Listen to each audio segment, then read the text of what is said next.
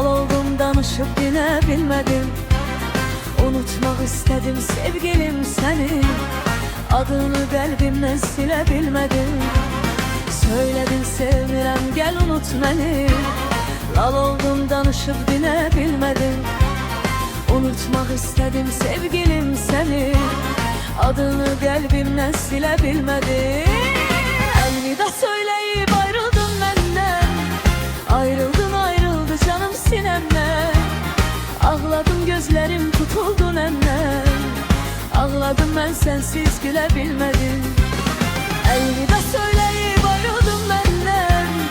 Ayrıldın ayrıldı canım sinemden. Ağladım gözlerim tutuldu nemden. Ağladım ben sensiz gülebilmedim.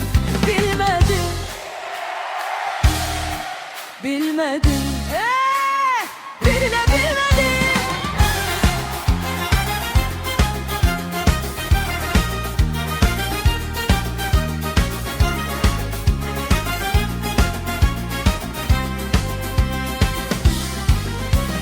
Yaşamak çetindir güzelim sensiz. Düşündüm gelerem barışarıq biz. Eşittim sevgilim xoşbəxt sen mənsiz.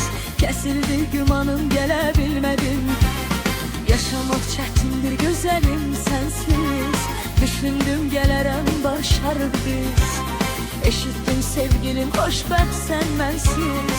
Kesildi gümanım gelebilmedim. Elvida söyleyip ayrıldın benden.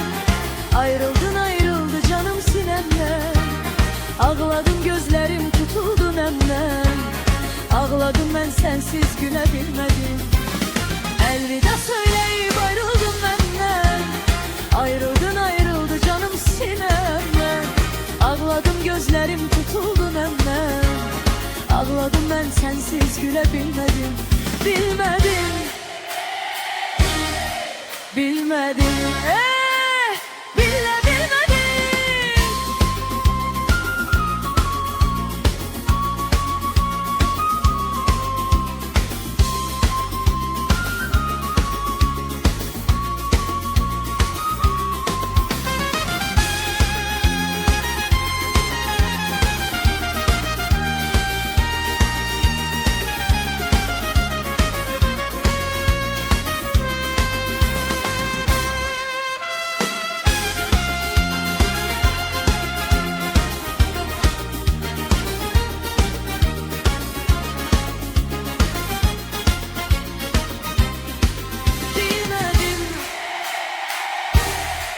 Bilmedim.